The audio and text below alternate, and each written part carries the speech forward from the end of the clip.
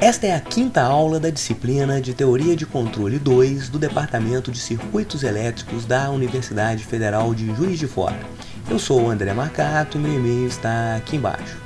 Nesse segmento de vídeo, nós vamos apresentar o critério de estabilidade de Nyquist, que foi desenvolvido por um engenheiro eletricista que chamava Harry Nyquist. O critério de estabilidade de Nyquist é uma técnica gráfica que permite analisar a estabilidade de sistemas dinâmicos. Então, a partir do diagrama de Nyquist de um sistema em malha aberta, e a gente viu como traçar o diagrama de Nyquist na aula número 4, a gente vai conseguir determinar se o sistema em malha fechada ele será estável ou não, ou seja, se existirão polos em malha fechada no semiplano direito. Além disso, a gente vai poder analisar a segurança de um determinado sistema. Então, se o sistema ele for estável em malha fechada, o quão próximo ele está de se tornar instável. Se for o contrário também, se o sistema estiver instável, o quão distante ele está da estabilidade. Então, o que eu poderia fazer para torná-lo estável? Então, realmente, o critério de estabilidade de Nyquist ele é muito importante, tanto na teoria de controle quanto na teoria de estabilidade. Espero que vocês gostem desse segmento de vídeo. Vamos lá! A primeira pergunta a ser respondida é qual a importância do critério de estabilidade de Nyquist? Para que nós vamos utilizá-lo? Aqui nós temos um diagrama de blocos de um sistema de controle típico, baseado em realimentação. O que nós desejamos é que a entrada do sistema, que na realidade é um sinal de referência, seja seguida pela saída do sistema. Aqui nós podemos identificar duas funções de transferência importantes. A chamada função de transferência de malha aberta. Esta função ela relaciona esse sinal, que é o sinal de erro atuante no sistema, com o sinal que está sendo realimentado. A função de transferência de malha aberta ela é dada por G de S vezes H de S. Simplificadamente, a gente pode escrever essa função de transferência simplesmente como sendo GH. A função de transferência de malha fechada ela relaciona esse sinal de entrada, que é o sinal de referência, com o sinal de saída do sistema. A função de transferência de malha fechada é dada pela função de transferência de ramo direto, que é o G de S, dividido por 1 mais G de S vezes H de S, que é a função de transferência de malha aberta. Resumidamente, a gente pode dizer que a função de transferência de malha fechada ela é dada por G dividido por 1 mais GH. Normalmente, a gente conhece os componentes do sistema e suas respectivas funções de transferência. Então, nós conhecemos os detalhes da função de transferência de malha aberta. Quais são eles, né? A gente conhece o posicionamento dos polos e dos zeros da função de transferência de malha aberta. Os polos representam aqueles pontos em que a função de malha aberta é indeterminada, então onde ocorrem as divisões por zero. E os zeros representam os pontos onde o GH é igual a zero. Toda vez que ocorre um polo no semiplano direito, sempre que um polo está localizado então à direita no plano S, o sistema ele vai ser instável em malha aberta. Quando você olha para a função de transferência de malha fechada, aonde estão os polos? Eles vão estar nos pontos em que a função de transferência de malha fechada é indeterminada. Logo, os polos da função de transferência de malha fechada, eles são iguais aos zeros de 1 mais GH. Olha que interessante, como que eu faço para saber se o sistema em malha fechada ele vai ser instável? Eu preciso conhecer a posição dos zeros de 1 mais GH. Se existir zeros de 1 mais GH no semiplano direito, a função de transferência em malha fechada vai ser instável. Ou seja, para nós avaliarmos a estabilidade do sistema em malha fechada, nós vamos ter que resolver a equação característica do sistema em malha fechada? Eu vou ter que igualar 1 mais G de S vezes H de S igual a 0 e calcular os valores de S. Se todas as raízes dessa equação estiverem no semiplano esquerdo, o sistema será estável. Se apenas uma dessas raízes, ou um zero, estiver no semiplano direito, o sistema vai ser instável. O critério de estabilidade de Nyquist nos permite avaliar rapidamente, sem fazer grandes manipulações algébricas, se existe algum zero no semiplano direito. No entanto, alguém pode perguntar, se eu tiver um computador, através de uma linguagem de computação como o MATLAB ou Python, rapidamente nós conseguimos calcular as raízes dessa equação com um esforço muito pequeno. Então, o critério de estabilidade de Nyquist, além de nos responder se existe algum zero no semiplano direito, ele vai nos permitir avaliar as margens de estabilidade do sistema.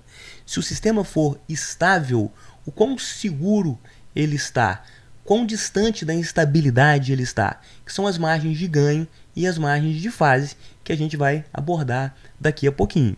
Da mesma forma, se o sistema for instável, quanto esforço eu tenho que fazer para torná-lo estável? Qual que são as margens do sistema? Qual que é a distância que o sistema se encontra da estabilidade?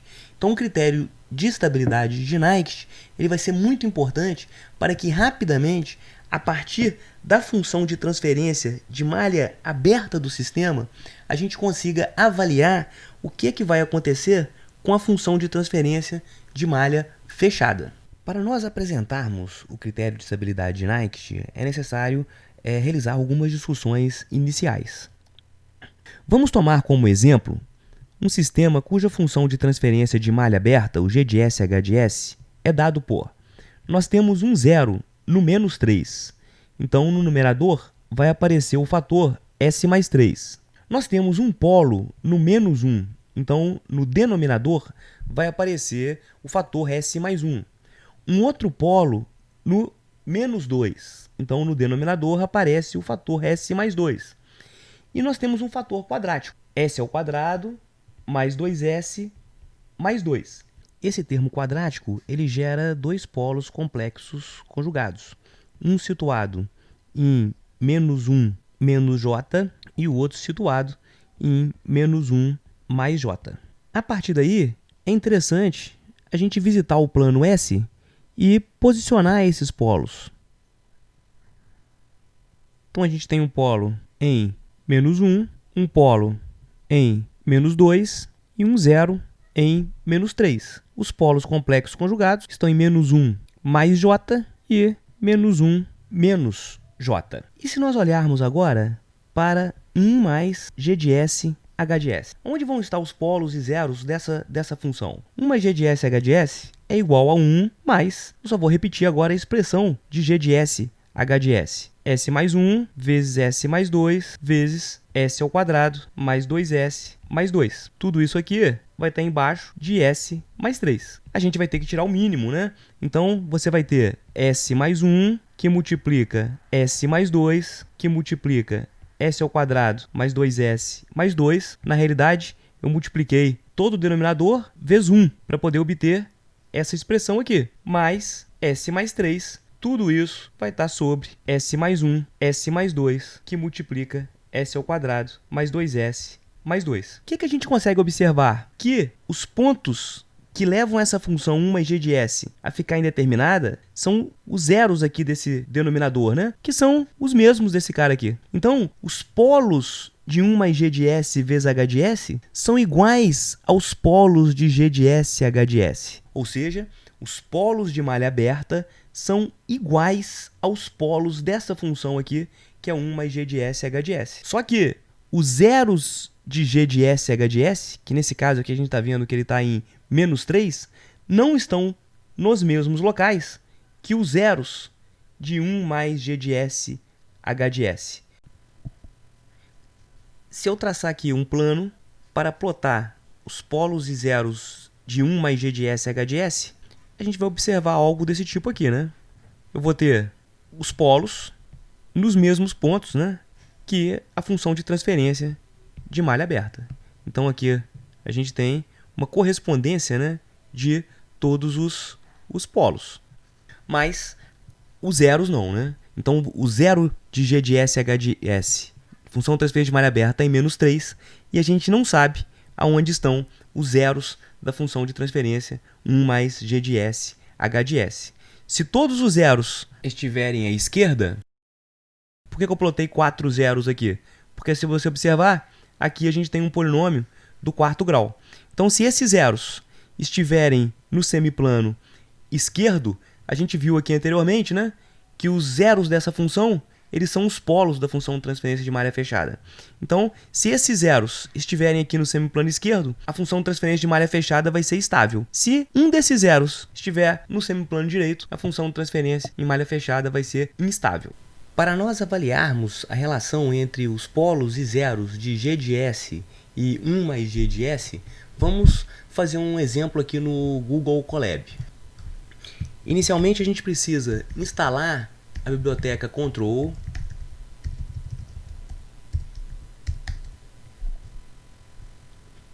Agora nós vamos importar a classe MATLAB que faz parte da biblioteca Control. Então, dessa classe, eu vou importar todas as funções e vou utilizar o asterisco. Dessa forma, a gente não vai precisar se referir a essa classe na hora que a gente for utilizar alguma função. Vamos ver se vai funcionar. Perfeito, não houve nenhuma mensagem de erro. Só para servir como referência, vamos inserir aqui num bloco de texto a nossa função de transferência. Barra frac S mais 3 dividido por S mais 1 vezes S mais 2 vezes S ao quadrado mais 2S mais 2. E o cifrão para poder fechar a nossa equação. Tá lá, né? Aqui a gente está visualizando a nossa função G de S. Nós vamos, para poder criar essa função de transferência usando a biblioteca Control, vamos criar diversas funções de transferências particionadas e depois a gente vai juntá-las. Então, eu vou criar aqui fator 1, que vai ser uma função de transferência cujo numerador é S mais 3. Então, a gente coloca uma lista, né, contendo os coeficientes do numerador, e o denominador é uma constante igual a 1. E assim por diante, vamos fazer com todos os outros fatores. O segundo fator é referente ao polo, aí eu vou colocar TF, o numerador é igual a 1, e o denominador S, então 1,1. Então, S mais 1. O terceiro fator é o segundo polo, então vai ser TF, numerador igual a 1, denominador 1,2, S mais 2. E o terceiro fator é o fator quadrático, TF, o numerador é igual a 1, e o denominador vai ser S ao quadrado mais 2S mais 2. A partir daí, a gente consegue criar a nossa função de transferência de malha aberta. FTMA vai ser igual a fator 1 vezes fator 2 vezes fator 3 vezes fator 4. Então, basta agora, para a gente conferir, vamos colocar print FTMA. Vamos rodar. Pronto. Então, a gente consegue ver aqui a nossa função de transferência.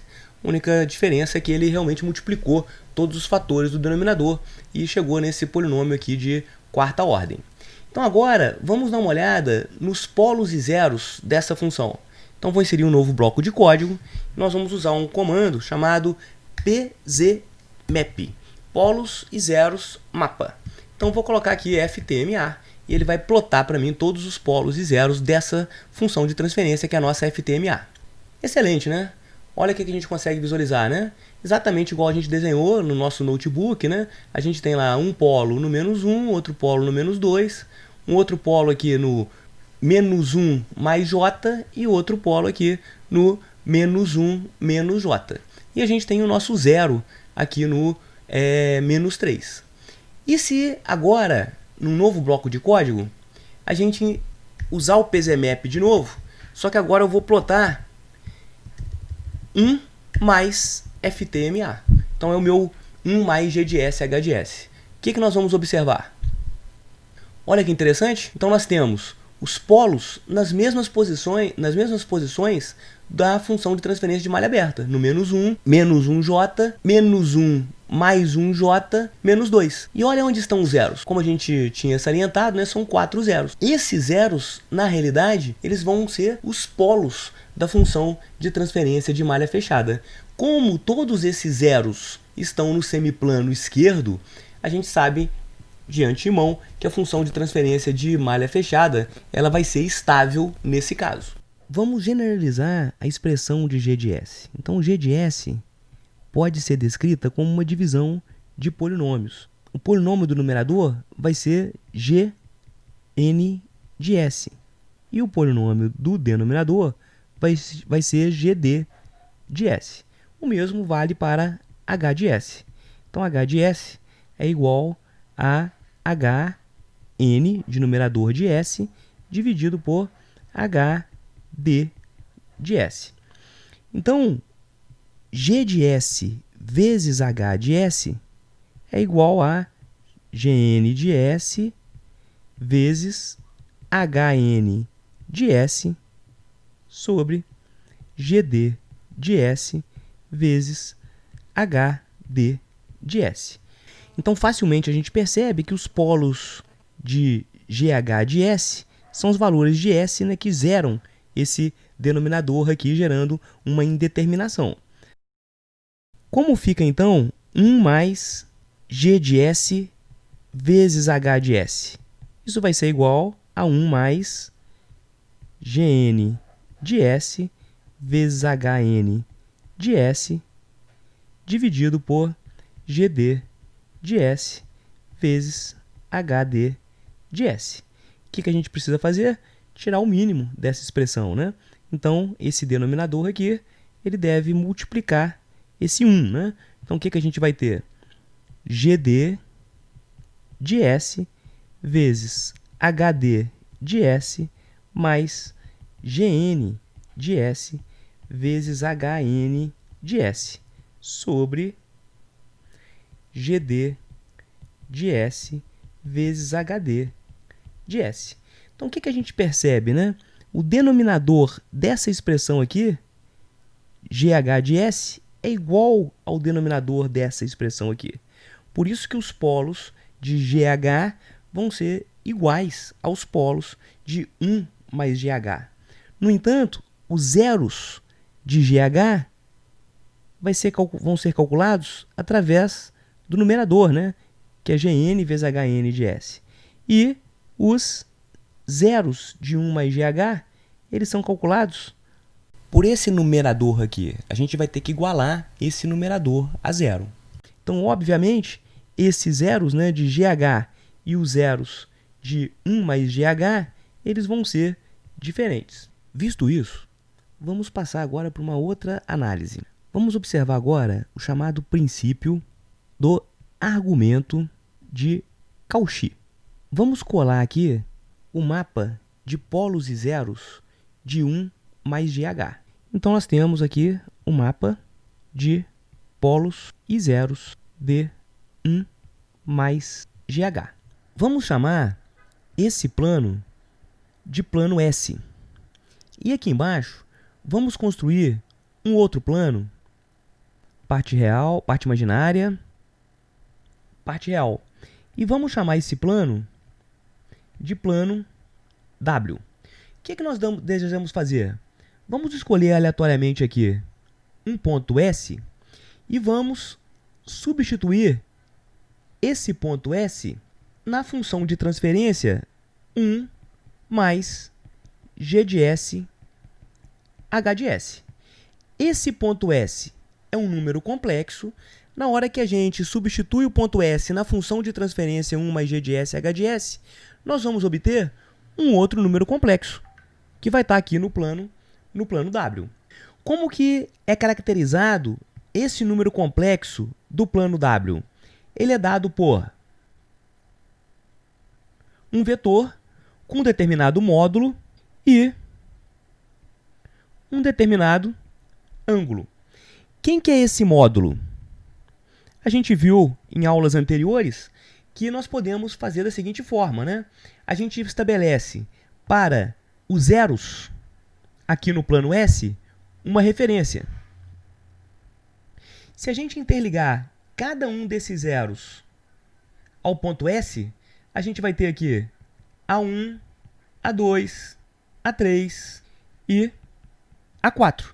Então, esse módulo vai ser igual a A1 vezes A2 vezes A3 vezes A4, dividido. E nós vamos repetir o mesmo processo. Então, deixa eu apagar aqui, para não deixar tão poluída a nossa figura. E nós vamos repetir o mesmo processo para os polos. Estabelecemos aqui as referências. Interligamos cada um dos polos ao ponto S. E aqui a gente vai ter B1, B2, B3 e B4. Então, para a gente poder computar o módulo aqui no plano W, a gente vai fazer o quê? Já tínhamos o A1 vezes A2 vezes A3 vezes A4. Vamos dividir por B1 vezes B2 vezes B3 vezes B4. E como é que a gente calcula esse ângulo, né? O ângulo vai ser igual. Novamente eu vou apagar aqui para deixar nossa figura menos poluída. Vamos interligar todos os zeros ao ponto S. Decorrente de cada uma dessas ligações, a gente vai ter um ângulo. Esse primeiro aqui vai ser o θ1. Esse aqui vai ser o θ2. Esse aqui, o θ3. E esse aqui, o θ4. Então, como os zeros estão no numerador, a gente vai ter aqui o ângulo, vai ser θ1 mais θ2 mais θ3 mais θ4. E a gente vai ter que diminuir agora os ângulos referentes aos polos. Novamente eu vou apagar aqui para a figura ficar menos poluída. Então, para cada um dos polos, a gente estabelece uma referência, interliga cada um desses polos ao ponto S e computa os ângulos. Vamos chamar aqui de φ1, φ2, φ3 e φ4. Então, para a gente poder calcular o ângulo do número complexo lá no plano W, a gente vai ter que fazer agora menos φ1, menos φ2, menos φ3, menos φ4. E o que a gente pode imaginar? Esse ponto S, ao invés de ser único, a gente pode imaginar... E o que a gente pode vislumbrar? Esse ponto S, ao invés de ser único, a gente pode pensar numa trajetória para esse ponto S. Então, ele vai percorrendo essa trajetória aqui. Se para cada pontinho dessa trajetória a gente aplicar a nossa função 1 mais g de s, o que vai acontecer lá no plano W? A gente vai observar também uma trajetória. Cada pontinho ele vai levar ao seu respectivo ponto lá no plano W. Então, uma trajetória no plano S resulta numa trajetória também no plano W. Obviamente que cada pontinho S que é mapeado do plano S no plano W, nós vamos ter que fazer exatamente essas continhas aqui. A gente vai ter que calcular o respectivo módulo e o respectivo ângulo do ponto mapeado, usando exatamente essas expressões. Imagine agora que a gente estabeleça uma trajetória fechada aqui no plano S. Então, nós vamos seguir exatamente esse percurso aqui. No sentido horário, nós vamos elencar diversos pontos S e vamos mapear cada um desses pontos S no plano W. O que vai acontecer? Para essa trajetória escolhida, nós vamos observar também uma trajetória que a gente chama de percurso fechado no plano W. Então, no momento que eu escolho uma trajetória ou um percurso no plano S fechado, vai ocorrer um percurso também fechado no plano W. Uma característica importante é a seguinte, né? Para cada ponto S, a gente vai ter essa continha aqui, né? Eu vou ter, por exemplo, para esse polo que está sendo envolvido, eu vou ter uma referência e vou interligar um determinado ponto ao polo. Depois o ponto seguinte, e assim por diante. O que a gente percebe na medida que a gente percorre essa trajetória? Esse vetor que é originado nesse polo aqui, que está sendo envolvido, ele vai percorrer um caminho, né? Ele vai descrever um caminho completo de 360 graus. Para compor, né, o ponto S, né, lá no plano W, a gente também tem que considerar os ângulos dos outros polos e outros zeros que estão fora da trajetória. Vamos ver o que vai acontecer com esse outro aqui. Olha que interessante. Ele começou aqui, vem para cá e assim por diante, né? Olha o que vai acontecer. Ele não descreve uma volta completa de 360 graus. O mesmo vai acontecer com esse zero. Olha bem. Ele não descreve uma volta completa. Somente o polo que está no interior do percurso fechado é que vai realmente descrever uma volta completa. Então, por esse motivo, a gente chega à seguinte conclusão. Sempre que você faz um percurso fechado no plano S, e aqui eu estou seguindo o sentido horário, vai ser gerado no plano W um percurso fechado também no sentido anti-horário. Então a gente vai percorrer nesse sentido aqui. Por que no plano S o percurso foi no sentido horário e no plano W no sentido anti-horário? Porque a contribuição desse polo aqui está no denominador, né, de 1 mais G de S, H de S. Então, sempre na hora que você compõe um número complexo aqui, né, que descreve cada um desses pontinhos S aqui, a contribuição vai ser negativa, né? Eu desenvolvi uma função em Python na qual você fornece esses pontos aqui, por exemplo, esse ponto aqui que está na coordenada, né, menos meio, vírgula meio. Esse segundo ponto que está na coordenada menos meio, esse aqui na coordenada menos 1,5, menos meio, e esse último na coordenada menos 1,5, vírgula meio. Automaticamente, nós vamos criar pontos aqui em cada um desses segmentos de reta. E a gente consegue especificar quantos pontos a gente vai criar aqui. Por exemplo, no exemplo que a gente vai resolver daqui a pouco, a gente vai colocar 20 pontos em cada segmento de reta. E aí vai ser gerado exatamente essa trajetória aqui, seguindo a ordem, né, dos pontos que você fornecer. E automaticamente vai ser gerada a trajetória ou percurso no plano W. E aí nós vamos poder verificar exatamente, né, esse comportamento que a gente acabou de demonstrar. Inicialmente, então, vamos definir a nossa função de transferência de malha aberta, o G de S, H de S. Nós vamos fazer isso através dos fatores que compõem essa função de transferência, igual nós tínhamos feito antes, né? Então aqui a gente tem S mais 3 sobre 1, 1 sobre S mais 2, 1 sobre S mais 1 e 1 sobre S ao quadrado mais 2S mais 2. Esse aqui é o fator quadrático. A função de transferência de malha aberta, ou G de S vezes H de S, vai ser igual à multiplicação dos 4 sistemas previamente definidos. Agora nós precisamos definir os pontos que compõem o contorno fechado. E nós sempre vamos fazer isso no sentido horário. Então, P1 é o primeiro ponto, é igual, nós vamos colocar isso através de uma lista, complex 0.5, 0.5.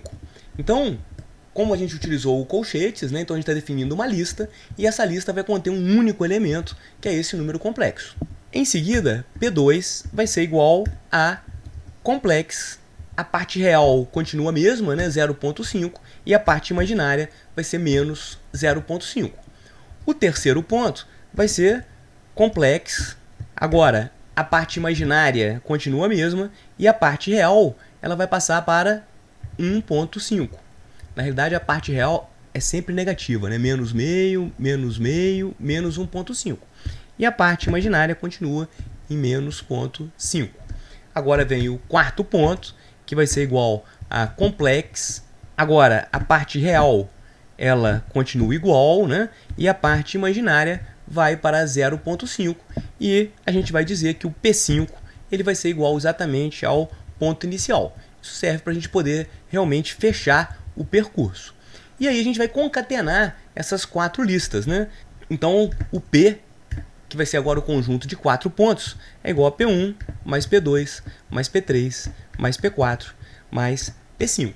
Lembre-se dessa propriedade do Python, né? Que quando você tem uma lista e você soma essas listas, na realidade você não está somando, né, o conteúdo dos elementos, e sim você está concatenando essas listas. E agora nós vamos poder utilizar a nossa função mapeamento, né? Basta escrever mapeamento e aí que a gente vai querer, qual a função que a gente vai querer mapear, né? É 1 mais g de sh de s. Então é só colocar 1 mais ftma.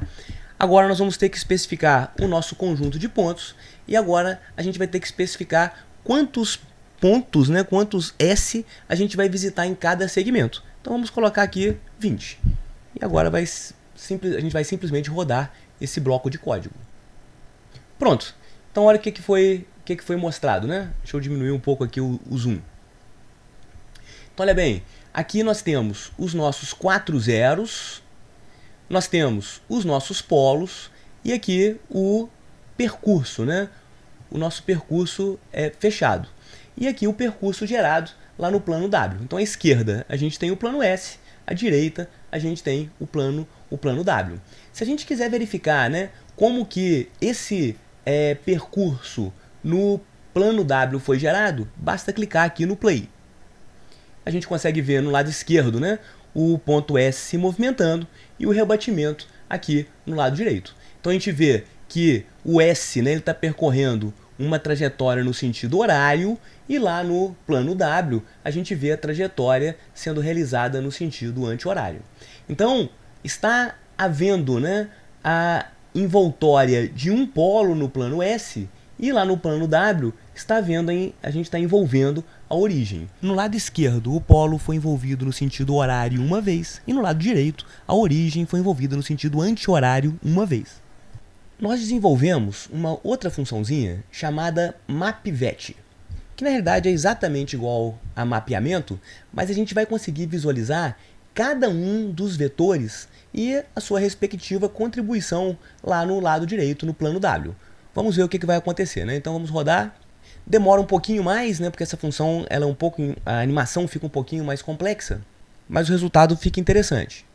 Olha bem, então quando a gente aperta o play, a gente consegue ver a trajetória do ponto S, né, percorrendo aqui todo o percurso fechado, só que a gente consegue visualizar cada um dos vetores que geram, né, a contribuição para a obtenção do ponto aqui lá no plano W. O que a gente observa, né? Esse vetor aqui, que está ligado, né, ao polo que está no interior do percurso fechado, ele percorre, né, ele vai descrever 360 graus. Enquanto todos os outros vetores que estão ligados aos polos e zeros que estão no exterior do percurso fechado, eles não vão completar, né, 360 graus. Vamos visualizar novamente. Olha bem, vamos focar nesse vetor aqui, né, ligando esse polo ao ponto S. Observe que ele está descrevendo, né, uma trajetória aqui de 360 graus. Todos os outros vetores, eles não perfazem, né, 360 graus.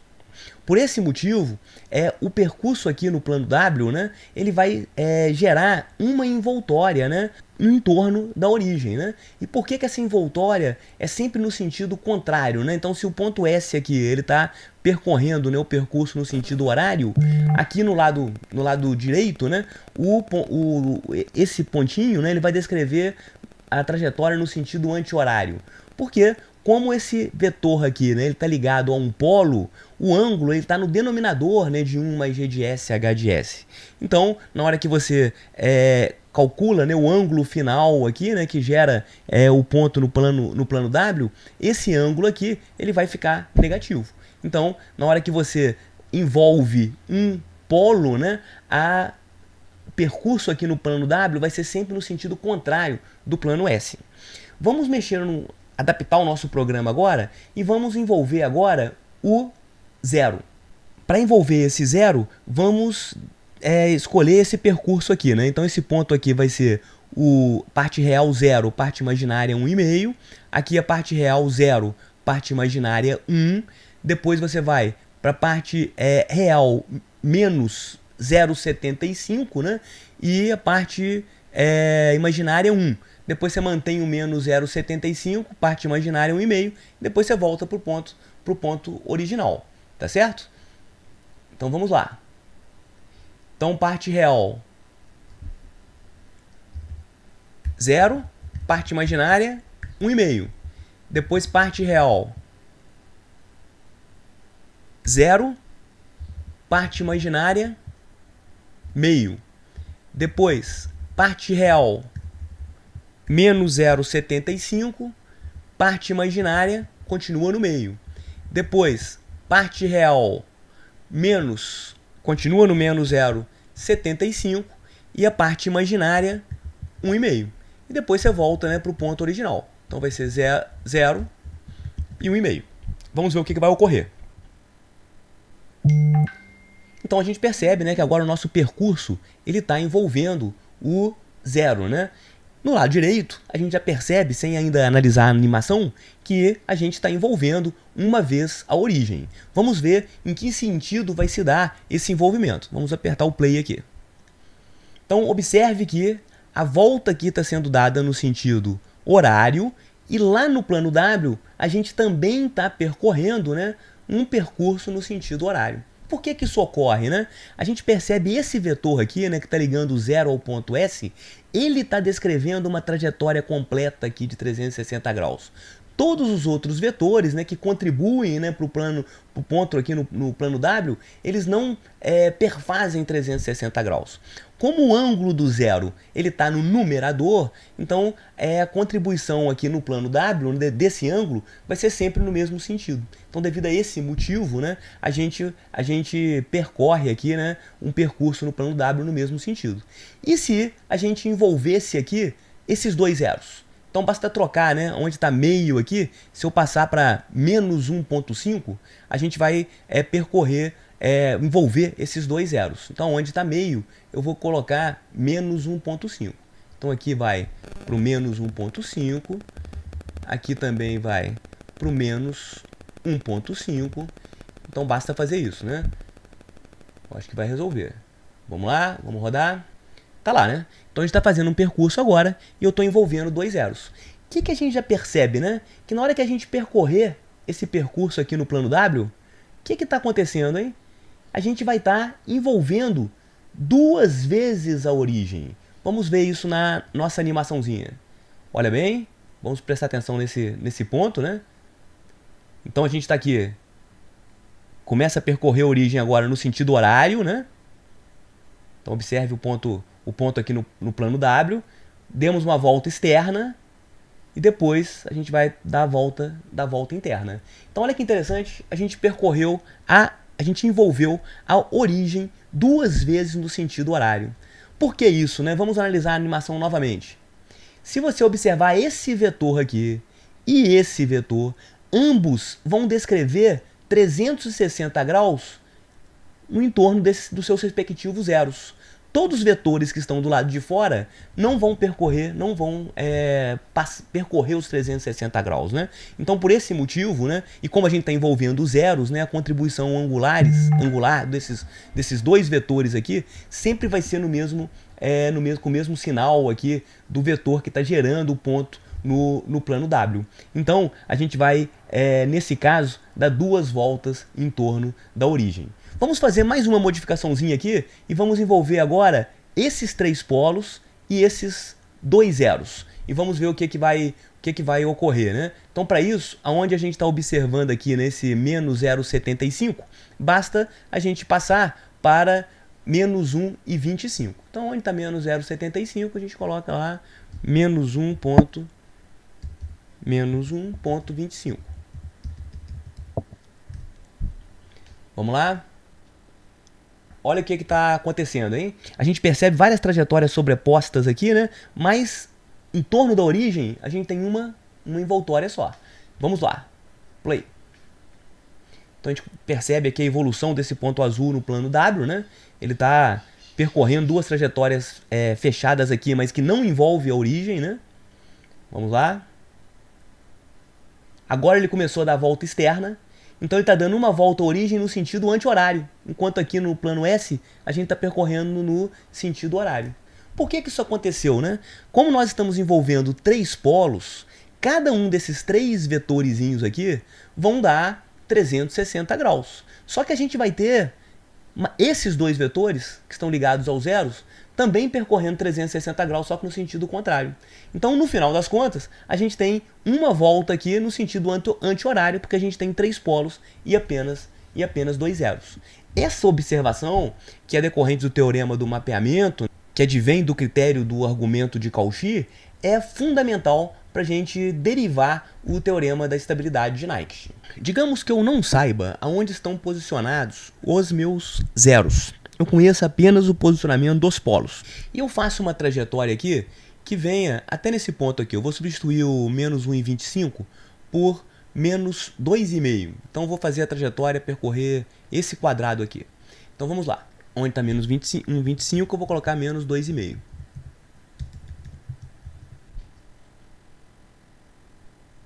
Quantas envoltórias nós demos na origem, né? Observe que o zero está aqui, né? O 0 está aqui. Não ocorreu nenhuma envoltória na origem. Se a gente partiu do princípio que os polos são conhecidos, então eu sei que a gente envolveu 4 polos, se não ocorreu nenhum envolvimento na origem aqui no plano W, qual a conclusão que a gente pode tirar? Que no interior desse percurso, aqui no plano S, existem 4 zeros. Então, mesmo se eu não soubesse o posicionamento desses zeros, eu poderia afirmar que existem 4 zeros aqui. Porque se eu sei que eu estou envolvendo 4 polos, eu esperaria envolver 4 vezes a origem aqui no plano W.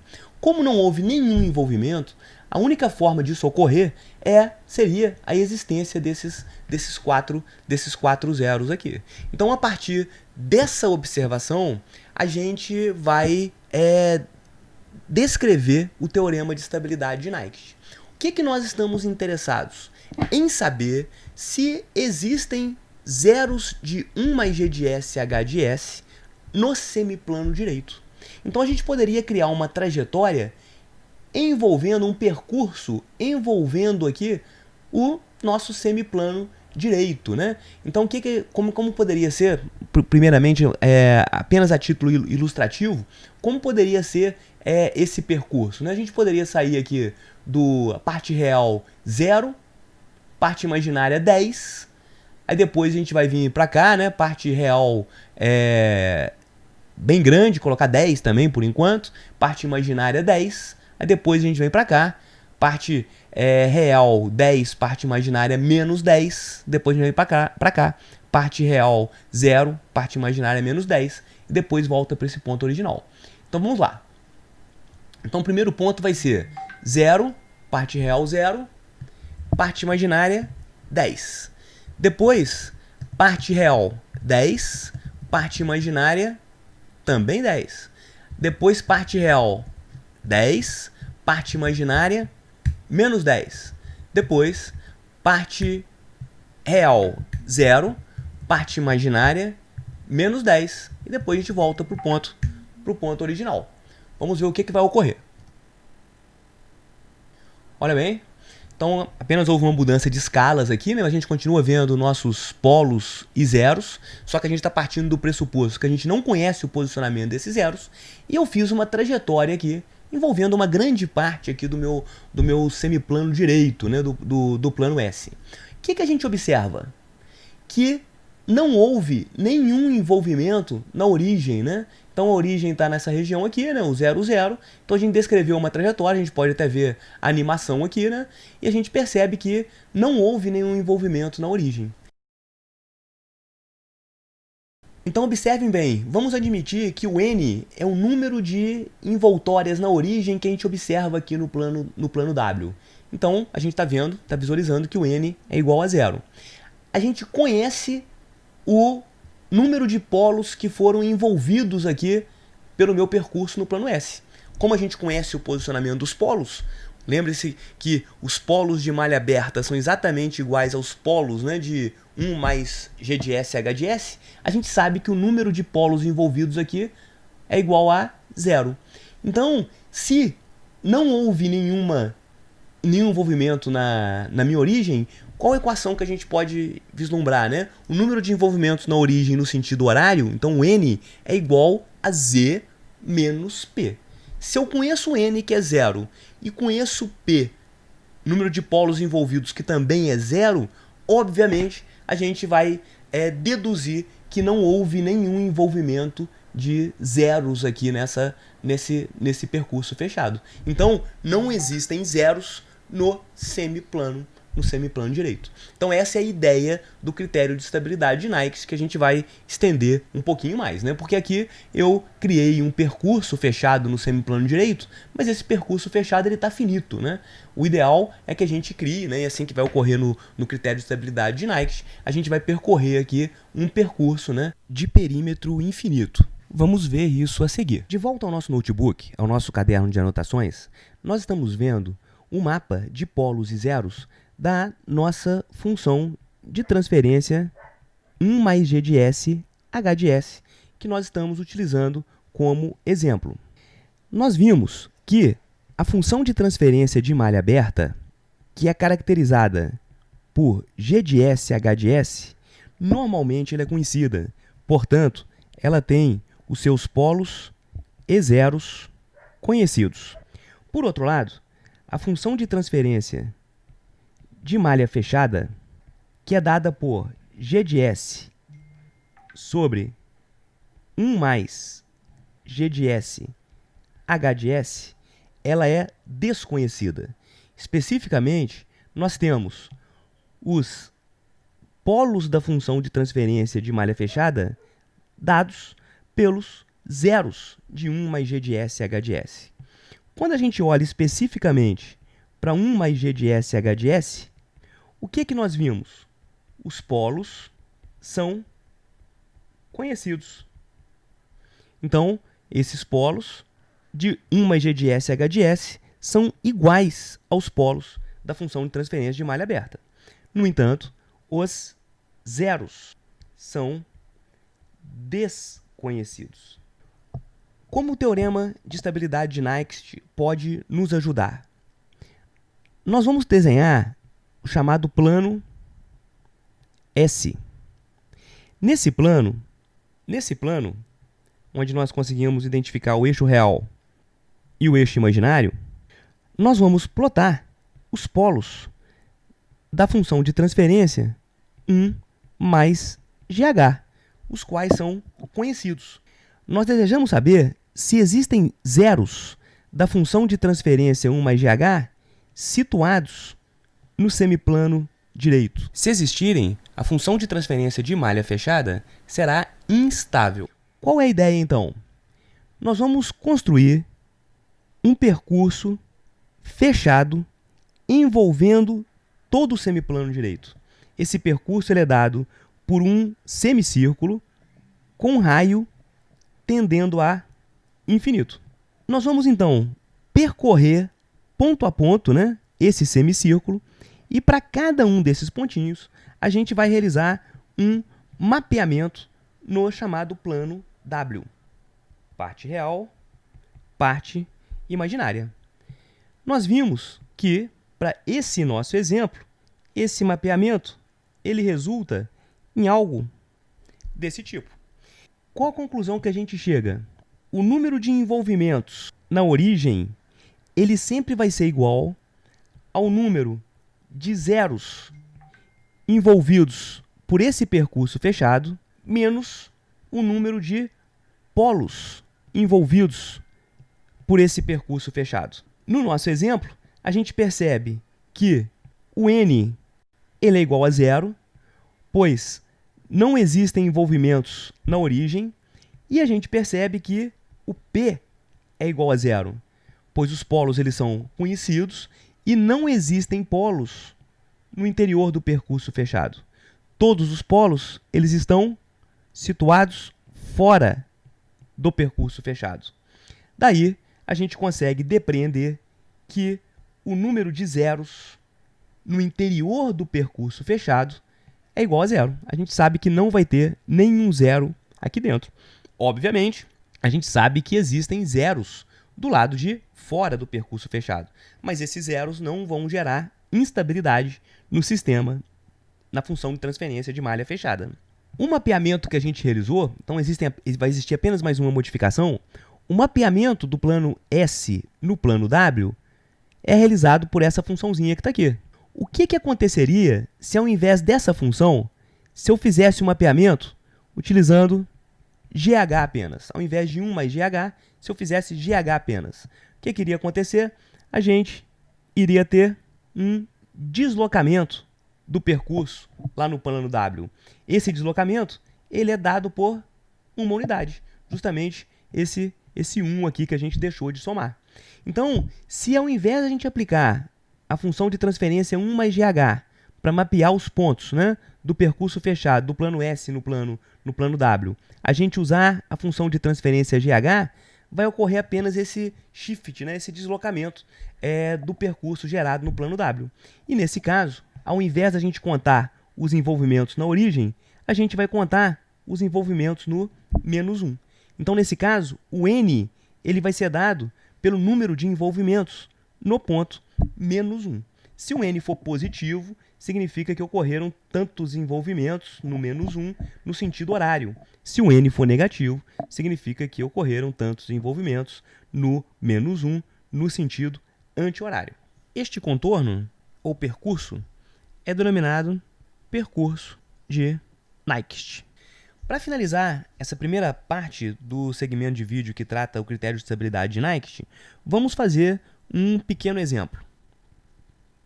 Vamos imaginar um diagrama de blocos de um sistema de controle em malha fechada com uma função de transferência de ramo direto G de S, no ramo de realimentação uma função de transferência H de S.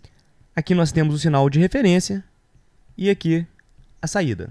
Nós conhecemos muito bem G de S e H de S, então, portanto, a gente conhece a função de transferência de malha aberta, G de S e H de S, que é dada por K sobre T1S mais 1, que multiplica T2S mais 1. E nós queremos verificar se o sistema em malha fechada ele é estável ou não. Então, como que a gente começa a resolver o problema? A gente vai construir o plano S, eixo real, eixo imaginário, plano S, e nós vamos locar os polos de 1 mais GH. Esses polos estão nos mesmos locais da função de transferência de malha aberta. Então, a gente tem um polo em menos 1 sobre T1 e outro polo em menos 1 sobre T2. Qual o próximo passo? Nós vamos construir o percurso de Nyquist, envolvendo todo o semiplano direito. A gente já conclui que P é igual a zero. Nesse percurso de Nyquist, a gente não tem o envolvimento de nenhum polo. Lembrando que o sentido do percurso tem que ser no sentido horário. E nós vamos agora construir, aqui no lado direito, o plano W, eixo real, eixo imaginário. E é importante a gente destacar aqui nesse plano W o ponto menos 1. Por quê? A gente vai querer verificar quantos envolvimentos vão ocorrer no ponto menos 1. Portanto, a gente vai estar fazendo um mapeamento aqui utilizando a função GH. O raio desse semicírculo é infinito. E nós temos que percorrer ponto a ponto, né, e realizando o mapeamento lá no plano W. Vamos iniciar percorrendo esse segmento de reta aqui. E vamos chamar esse segmento de reta de trecho 1. Nesse segmento de reta, como que a gente pode generalizar o nosso ponto S? Como sendo J ômega, com ômega variando de 0 até infinito. Então, para fazer o mapeamento, a gente vai ter que descrever G de J ômega, H de J ômega. Nós apenas substituímos, né, o S por J ômega. Então, como que vai ficar a expressão? T1 J ômega mais 1, que multiplica T2 J ômega mais 1. Tudo isso sobre K. Esse número complexo ele pode ser escrito, né, como o módulo. Para simplificar aqui, eu vou colocar apenas módulo de GH. Vai ser o módulo do numerador, que vai ser simplesmente K, dividido pelo módulo do denominador. Esse primeiro fator aqui é um número complexo. Parte real igual a 1, parte imaginária T1 ômega. Então, o módulo vai ser igual a parte real ao quadrado, 1 ao quadrado é 1, mais parte imaginária ao quadrado, T1 ao quadrado, mais ômega ao quadrado. A raiz disso aí. O segundo fator, muito parecido, né? Então, ele vai ser raiz de 1 mais T2 ao quadrado, ômega ao quadrado. Nós temos que avaliar agora o comportamento assintótico do módulo de GH, né? Quando a gente está na região de baixa frequência, com ômega tendendo a 0, o que vai acontecer, né? Essas parcelas aqui, elas vão sumir, né? Aí aqui embaixo a gente vai ter simplesmente raiz de 1 vezes raiz de 1. Então, o módulo de GH ele pode ser simplificado por K. Ou seja, para baixas frequências, a gente vai estar nessa região aqui, né? Então, o módulo de GH ele vai ser igual a K. Quando a gente está, né, percorrendo essa porção aqui do percurso de Nyquist, a gente vai estar sendo mapeado exatamente nesse ponto. Beleza, né? E para a região de alta frequência, quando o ômega está tendendo a infinito, o que vai ocorrer, né? No denominador dessa expressão, essa parcela aqui ela vai ser preponderante em relação a essa. Então, na realidade, esse 1 aqui ele passa a não fazer diferença, né? O mesmo acontece nesse outro radicando, né? O 1 passa a não fazer diferença. Então, o módulo de GH ele pode ser simplificado por quê, né? T1 ômega vezes T2 ômega, tudo isso embaixo de K. Então, o módulo de GH ele vai ser igual a K sobre T1, T2 ômega. Como o ômega está tendendo a infinito, o módulo vai para 0. Ou seja, quando eu estiver na região aqui de alta frequência, a gente vai estar sendo mapeado aqui na origem, né? Então, a gente vai estar nesse ponto aqui. Se a gente lembrar, né, que essa expressão aqui é um fator quadrático, a gente vai rapidamente capturar o seguinte, né? Que a tendência vai ser esse gráfico fazer mais ou menos esse comportamento aqui, né? Beleza, né? Mas nós temos que analisar também o ângulo, né? Então, quem que vai ser o ângulo de GH? Quando nós olhamos aqui para o numerador, uma constante, então o ângulo vai ser 0 graus. Quando você olha agora para o denominador, esse primeiro fator aqui, um número complexo, a parte real igual a 1 e parte imaginária igual a T1 ômega, isso vai ser igual a menos, o numerador passa, o ângulo, né, fica com o sinal negativo, menos arco tangente de parte imaginária, T1 ômega sobre 1. A gente pode, inclusive, omitir o 1. Menos arco tangente, agora o segundo fator, né? Menos arco tangente de T2 ômega. Novamente, vamos analisar o comportamento assintótico, né? O que vai acontecer quando o ômega está na região de baixa frequência? A gente vai ter o quê, né? 0, arco cuja tangente é 0 é 0, arco cuja tangente é 0 é 0. Então, nós vamos ter o ângulo dado por 0 graus menos 0 graus menos 0 graus, que é igual a 0. Realmente, a gente percebe, né, que esse pontinho aqui, ele tem o módulo igual a K e o ângulo igual a 0. Região de baixa frequência, a gente vai estar sendo mapeado nessa região aqui, lá no plano W. O que vai acontecer agora se meu ômega estiver tendendo a infinito? Então, o ângulo de GH vai ser igual a 0 graus. Quanto que é o arco cuja tangente é infinito? 90 graus. Sem esquecer do sinal negativo, né? Menos 90 graus. O mesmo vai acontecer aqui. Menos 90 graus. Então, a gente vai estar com menos 180. Realmente, nós vimos o seguinte, né? Em aulas anteriores, quando você tem o grau do denominador, nesse caso aqui o grau do denominador é 2, menos o grau do numerador, nesse caso o grau do numerador é 0. Então, 2 menos 0, 2. Sempre você vai chegar, né, na origem desse jeito, né? Você poderia chegar desse jeito aqui ou desse jeito. Então, o vetor ele vai estar olhando lá para o menos 180. Então, por isso que a gente sai, né, daqui e vai terminar lá com o ômega tendendo ao infinito. A gente vai ter que chegar desse jeito aqui lá na origem. Se a diferença entre o grau do numerador e denominador fosse 1, a gente ia chegar assim, né? Ia chegar assim. Se a diferença fosse 3, a gente ia ter que fazer uma volta maior, né? Ia chegar assim. Isso já foi visto em aulas anteriores. Beleza, né? Então, a gente conseguiu percorrer esse percurso aqui, né? Que é a primeira parte do percurso de Nyquist. Qual que é a segunda parte? Essa aqui. É quando a gente está percorrendo realmente o semicírculo, né? Como que a gente pode escrever genericamente esse ponto S que está correndo aqui no semicírculo? A gente pode descrevê-lo como, aí vai ser agora o chamado trecho 2. Trecho 2, a gente vai dizer que o S é igual a um número complexo com módulo R e o ângulo que vai estar variando. O ângulo ele começa, né, nesse ponto aqui, igual a 90 graus, 89, 88, 0, menos 10, menos 45, menos 60, até o menos 90. Então, o θ ele vai variar de 90 até menos 90. Vamos lá, então. A gente simplesmente vai substituir esse S na expressão do G de S, H de S. Então, você vai ter G de R elevado a Jθ vezes H de R é elevado a Jθ. Isso vai ser igual a quê?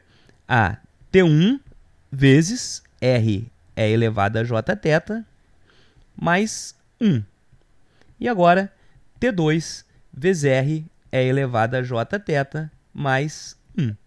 Tudo isso sobre K. Novamente, o que a gente percebe, né? Quando você soma aqui um número complexo muito grande com 1, esse 1 aqui ele passa a não ter efeito, né? O mesmo acontece nesse outro fator. A gente está com um número complexo muito grande, somando com 1, passa a não ter efeito. Então, essa expressão ela pode ser dada por T1 vezes R é elevado a Jθ, que multiplica T2 vezes R é elevado a Jθ. Tudo isso vai estar embaixo de K. Então, o que a gente percebe? A gente vai realizar essa multiplicação, né? E aí a gente vai ter R ao quadrado, que multiplica T1, que multiplica T2, que multiplica E elevado a J. Nesse caso aqui, né? A gente tem a mesma base, vamos somar os expoentes. Então, E elevado a J 2θ. K está aqui, né? Como que a gente pode simplificar isso, né? Quando você olha K dividido por R2, R ao quadrado vezes T1, T2, R ao quadrado, o raio é infinito, né? Então, essa constante aqui vai para 0, né? Então, você tem um número complexo com módulo 0 e o ângulo é elevado a menos J2θ.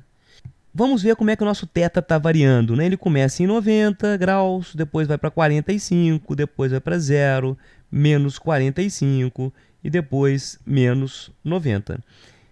Na hora que você substitui esse θ, né? Na medida que você está percorrendo o percurso de Nyquist, você substitui esse θ nessa expressão, o que vai estar acontecendo, né?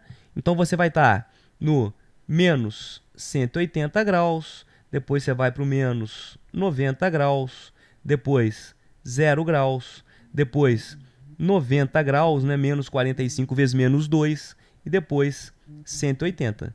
Então, você está fazendo uma volta, né? Começando do menos 180. Então, olha bem, a gente começa, né? Olhando para cá, que é o menos 180, depois você vai para o menos 90, depois você vai para o 0, para o 90 e para no mesmo ponto. Na realidade, né, a gente nem precisaria computar esse semicírculo, né? Porque o módulo ele continua igual a zero. A gente vai ficar, enquanto a gente está percorrendo esse semicírculo aqui no sentido horário, né? Lá no plano AW, você vai estar parado aqui, né? Só que é bom sempre a gente lembrar, né? Que esse vetorzinho, embora com módulo zero, ele vai estar fazendo exatamente essa volta aqui e parando nesse mesmo ponto. Então a gente conseguiu descrever agora o trecho 2. E agora a gente teria que fazer o trecho 3, né? Como que vai se comportar o seu S? Ele vai ser igual a menos J ômega, né? Porque ele vai estar justamente fazendo esse percurso aqui, né? De menos infinito até zero. Isso aqui vai ser sempre o espelho do trecho 1. Então o que a gente vai observar aqui, né? A gente vai encontrar... Difícil desenhar aqui com muita precisão, né? Mas a gente vai encontrar aqui exatamente o espelho do trecho 1, né? Então aqui você tem esse percurso aqui, né? E agora você tem o espelho aqui no lado de cima. E você conseguiu completar o percurso lá no lado direito, no plano W. O que a gente percebe, né? Quantas voltas a gente deu aqui no menos 1? A gente deu 0 voltas, n igual a 0. Então, qual a conclusão que a gente chega? Que n, que é o número de voltas que você dá no sentido horário, ele vai ser igual ao número de zeros envolvidos menos o número de polos envolvidos. A gente já viu que não houve nenhum envolvimento de polos, então o P é igual a 0. A gente acabou de constatar que não envolvemos o menos 1, então n também é igual a 0. Logo, o Z ele tem que ser igual a 0. Qual que é essa conclusão? O que significa Z igual a 0? Que não existe nenhum zero envolvido aqui pelo percurso de Nyquist. Então, o sistema malha fechada ele vai ser estável. Qual informação adicional, né, que é a pergunta inicial que a gente fez no início desse segmento de vídeo? A gente consegue olhar para a margem de estabilidade, né? O quão distante, né, o percurso gerado lá no plano W está do menos 1. Se esse percurso ele tivesse muito próximo, e a gente vai ver aqui como fazer essa medida, né, que são as margens de fase e margens de ganho, a gente saberia que, embora o sistema estivesse estável, ele estaria muito próximo da instabilidade, porque bastaria uma envoltória aqui no menos 1, que aí o sistema passaria a ser instável. Então, daqui, em aulas seguintes, a gente vai aprender também a calcular as margens de estabilidade. Por enquanto, a gente está aplicando o critério de estabilidade de Nyquist apenas para saber se o sistema em malha fechada ele vai ser estável ou não. No próximo segmento de vídeo, a gente vai analisar o seguinte fato, né? Imagina que eu tivesse um integrador aqui. Isso ia fazer com que aparecesse um polo aqui da minha função de transferência 1 mais GH. E aí, na hora que você percorre o percurso de Nyquist, o que vai acontecer? Na hora que você estiver exatamente em cima desse ponto, a gente não vai conseguir realizar esse mapeamento. Então, a gente tem que criar o chamado percurso modificado de Nyquist. A gente vai ter que evitar que o percurso de Nyquist passe sobre um eventual polo que está sobre o eixo imaginário. Mas a gente vai deixar isso para a segunda parte do nosso segmento de vídeo. Espero que vocês tenham gostado da primeira parte dessa aula. No próximo segmento de vídeo, na segunda parte, nós vamos então apresentar o teorema modificado de Nyquist e alguns exemplos. Meu e-mail está aqui embaixo. Vai ser um prazer se você entrar em contato para tirar dúvida ou apresentar sugestões para a gente poder estar sempre melhorando o conteúdo que está sendo disponibilizado. Então, muito obrigado. Então, até a próxima.